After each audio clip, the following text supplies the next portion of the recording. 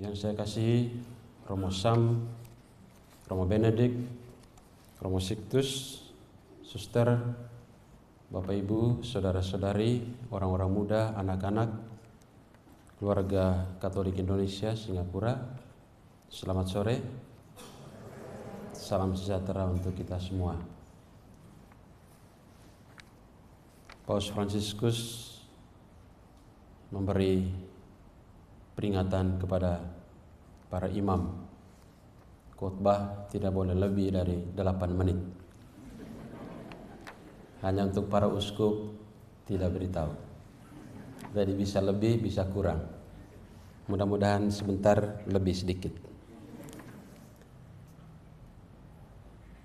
Saudara-saudari terkasih, keluarga Katolik Indonesia di Singapura yang saya kasih dalam Tuhan. Hari ini di gereja ini kita juga diminta untuk bersama-sama bersyukur dalam perayaan pesta paroki ini, dalam perjumpaan rohani ini di gereja Santa Bernadette ini, sungguh sebagai suatu kebersamaan yang indah yang dijadikan Tuhan sendiri bagi kita semua untuk menikmati rahmat teristimewa, menikmati rahmat Paskah yang terus mengalir secara melimpah, menyentuh hati kita, menyentuh setiap keluarga, menyentuh komunitas, dan menyentuh gereja tentu saja. Ini adalah sebuah momentum rohani yang mengajak kita untuk merenungkan dan memaknai itikat Yesus sendiri untuk menggagas perjumpaan, untuk membangun gereja dalam satu tubuh Kristus sendiri. Meskipun dengan banyak anggota, sebagaimana misi atau moto dari paroki ini, many parts, one body. Banyak bagian, tetapi satu tubuh. Secara biblis, tema ini atau moto dari paroki ini juga selaras dengan Injil hari ini atau bacaan-bacaan yang kita dengar. Sekaligus juga mencerminkan gerak kebersamaan kita, keluarga Katolik Indonesia Singapura, sebagai salah satu bagian dari tubuh Kristus di negeri ini, di Singapura ini. Liturgi hari ini membawa kita masuk juga kepada misteri Paskah yang terus kita selami melalui 3 gerak rohani yang sangat indah yang disampaikan oleh firman Tuhan, bacaan-bacaan suci kepada kita pada sore hari ini. Yang pertama, bacaan-bacaan suci hari ini teristimewa Injil berbicara kepada kita tentang sesuatu yang sangat sederhana. Injil mengajak kita untuk berjalan, bukan berlari. Padahal kalau mau lebih cepat, lari ya. Tapi Injil mengajak kita, cukup kamu jalan saja. Injil Lukas memulai dengan 2 murid yang berjalan ke Emmaus. Ini bukan sekedar perpindahan geografis, tetapi sebuah siara iman. Dan kita tahu bahwa para murid itu meninggalkan Yerusalem. Yerusalem adalah sebuah tempat istimewa di dalam kitab suci. Yerusalem itu menempati posisi yang istimewa. Bahkan juga di dalam kitab suci disebut, kamu akan sampai ke Yerusalem yang baru, kota suci. Dan karena itu Yerusalem adalah sebuah simbolisasi dari perjumpaan kita dengan Tuhan sendiri. Tetapi justru 2 murid itu meninggalkan kota yang penuh janji itu. Kota yang memiliki keistimewaan rohani di dalam sejarah keselamatan. Tetapi 2 murid itu justru meninggalkan kota yang istimewa itu karena peristiwa yang dialami oleh Yesus sang guru mereka. Mereka berjalan dengan hati berat dan mereka seperti menggerutu juga ya. Seperti kita kalau mengalami kekecewaan, kita menggerutu. Demikian juga 2 murid ini, mereka berjalan tapi sambil menggerutu. Mereka katakan, padahal kami dahulu mengharapkan sangat banyak dari orang itu, tetapi ternyata dia sudah mati. Dan harapan kami juga sepertinya mati semuanya karena kematian orang itu, yaitu Yesus itu.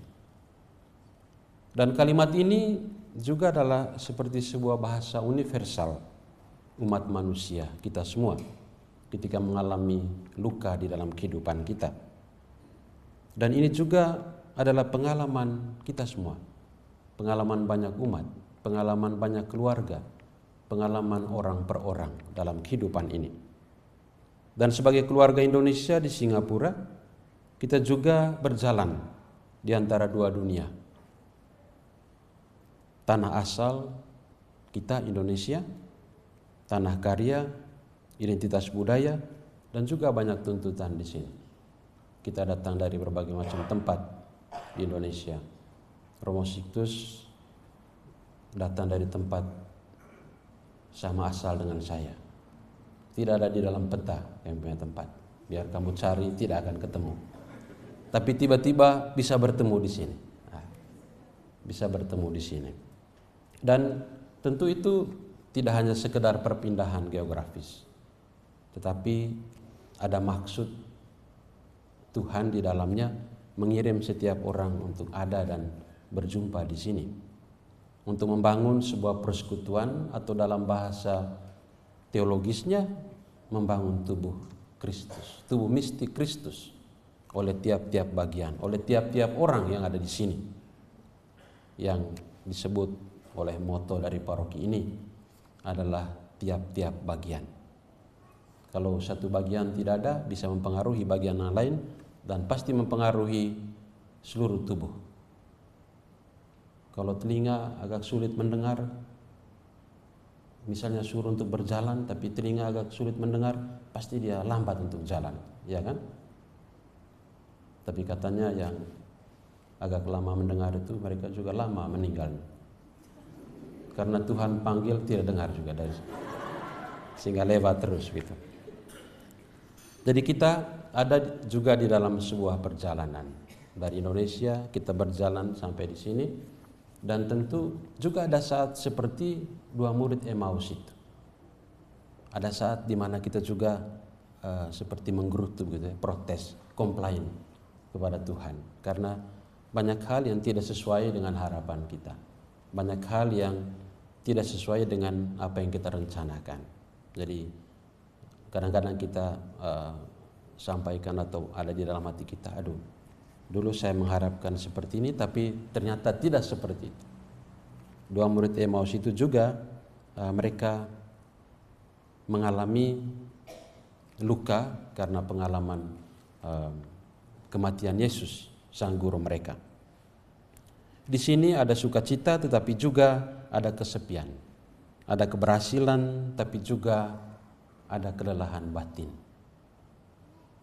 Kita mencari banyak hal yang kita anggap penting tetapi tidak penting bagi Tuhan. Kita mencari banyak hal yang kita pikir sangat utama di dalam hidup ini, tapi ternyata ada titik tertentu kita merasa, oh, rupanya Tuhan berpikir ini tidak terlalu penting, bukan hal yang utama. Jadi kadang-kadang ada ketidaksesuaian. Apa yang kita pikir sangat penting, tapi ternyata bagi Tuhan itu bukan hal yang penting. Jadi ada saat-saat dalam hidup ketika kita berkata, dulu saya berharap seperti ini, tetapi ternyata tidak seperti itu. Saya berharap pekerjaan di sini memberi ketenangan, tapi ternyata tidak. Dan banyak juga harapan-harapan yang mungkin pada akhirnya tidak sesuai dengan apa yang kita alami. Namun di tengah perjalanan itu yang diwarnai oleh kekecewaan dan keputusasaan, Kristus yang bangkit selalu mendekat dengan caranya. Dan Kristus itu tidak pernah meninggalkan kita.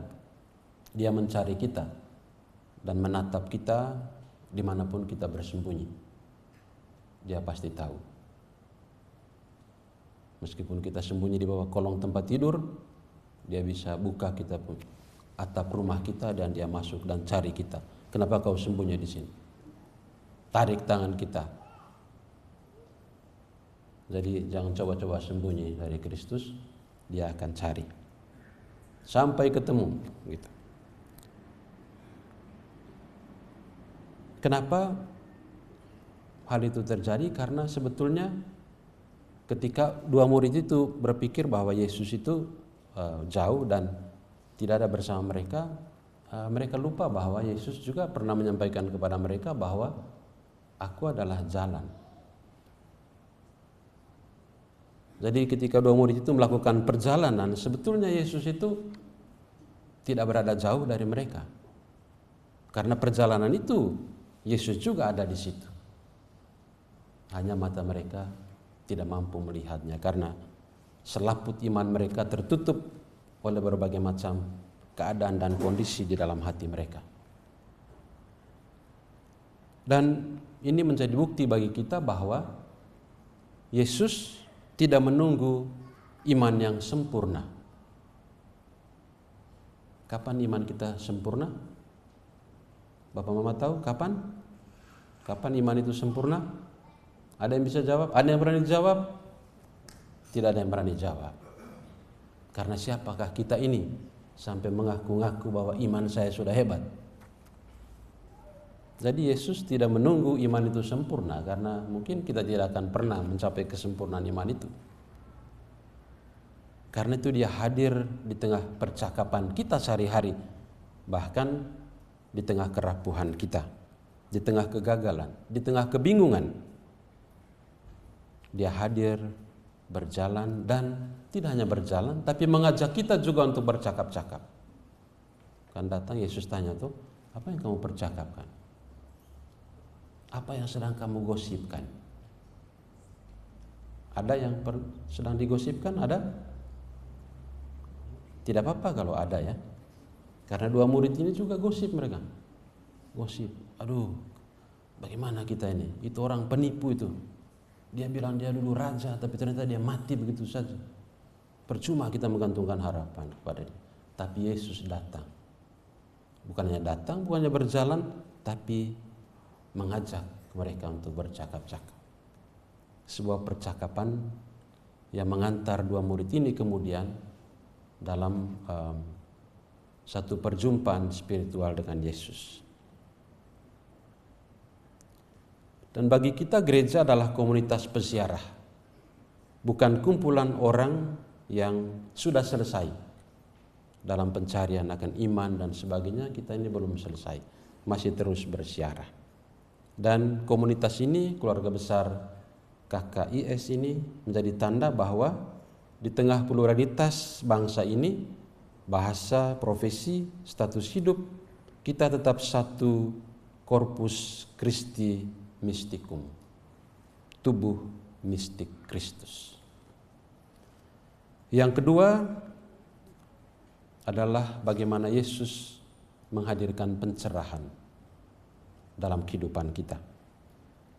Yesus membuka kitab suci dan menafsir ulang apa yang telah ia katakan tentang dirinya di dalam kitab suci. Membaca kitab suci. Kita sering baca kitab suci? Sering? Tidak. Mungkin ada di handphone ya, online gitu. Saya lihat kalau sedang ada bacaan umat baca di handphone ada di situ. Kalau handphonenya mati tidak bisa baca lagi. Nah, kalau kami di kampung, kitab suci itu tempat untuk simpan uang paling aman. Bapak Mama tahu? Karena orang jarang baca kitab suci. Jadi kalau uang taruh dalam kitab suci tidak akan kelihatan. Uang aman di situ. Tidak akan hilang karena orang jarang sekali baca kitab suci, jarang buka kitab suci. Tetapi Yesus mengajak para dua murid ini untuk kembali kepada dasar dari kebersamaan mereka ya, kitab suci itu sendiri. Dan dia mengajak dua murid itu untuk kembali ke firman Tuhan itu, apa yang telah dikatakan kitab suci tentang dirinya, terutama ketika dia berjalan dengan mereka. Jadi dia memberikan pencerahan, tetapi pencerahan yang dia berikan sekarang itu sudah berbeda. Karena yang dia berikan itu dalam terang kebangkitan, terutama dalam peristiwa salib gitu. Jadi dia mengajak para murid ini untuk melihat bahwa perjalanan mereka meskipun sulit, tapi pada akhirnya mereka akan memperoleh kemuliaan. Gloria per crucem, kemuliaan melalui salib Kristus. Jadi tidak ada orang yang percaya kepada Kristus yang tiba-tiba mengalami kemuliaan kalau dia tidak memaknai salib di dalam hidupnya. Dan jangan kita berpikir salib itu yang besar, panjang 5 meter, 10 meter, tidak. Banyak sekali salib dalam hidup kita, ada yang besar, ada yang kecil, ada salib yang jauh, ada salib yang harus kita pikul, ada salib yang kita lihat dipikul oleh orang-orang yang kita kasih dalam rumah, dan dalam tanda petik terpaksa kita harus pikul sama-sama juga. Dan Yesus mengatakan kepada dua murid itu mereka tidak akan sampai kepada kemuliaan itu kalau mereka tidak memaknai sebuah perjalanan dalam salib itu sendiri. Dan Yesus datang minta kepada dua murid itu untuk mengubah cara mereka membaca perjalanan hidup mereka. Dan ketika Yesus bercakap-cakap dengan mereka, setelah dia pergi, dua murid itu mengatakan hati kita berkobar-kobar. Yang berkobar itu apa? Api ya. Berarti hati mereka itu sudah dinyalakan. Sudah menyala hati mereka dan berkobar-kobar dalam semangat yang luar biasa. Dalam kisah para rasul yang kita dengar, Petrus melakukan hal yang sama. Ia menafsirkan kembali wafatnya Yesus, dan Yesus bukan sebagai akhir tetapi sebagai penggenapan karya Allah. Allah membangkitkan dia. Sementara dalam 1 Petrus ditambahkan sebuah pandangan teologis, kita ditebus bukan dengan emas atau perak, tetapi dengan darah Kristus yang mulia. Ada lagunya ya. Bukan dengan emas perak, seperti itu. Itu luar biasa. Tetapi dengan darah Kristus yang menebus kita. Tetapi kadang-kadang kita berpikir hal-hal atau barang-barang seperti itulah yang akan menebus kita. Tetapi Kristus menegaskan sekali lagi, tidak. Hanya darah Kristus yang bisa menebus kita. Bukan pencarian-pencarian itu tidak penting, tetapi kadang-kadang kita lupa untuk menentukan apa mahkota dari pencarian kita dalam hidup ini. Dan mahkota itu adalah Kristus sendiri. Saudara-saudari terkasih, hal ketiga yang disampaikan firman Tuhan pada hari ini adalah hal yang juga sangat penting, yaitu tentang perutusan. Puncak dari perjumpaan Yesus dan dua murid itu adalah saat pemecahan roti. Di meja Yesus mengambil, memberkati dan memecahkan dan membagikan roti kepada mereka. Dalam tindakan pemecahan roti itulah mata mereka terbuka.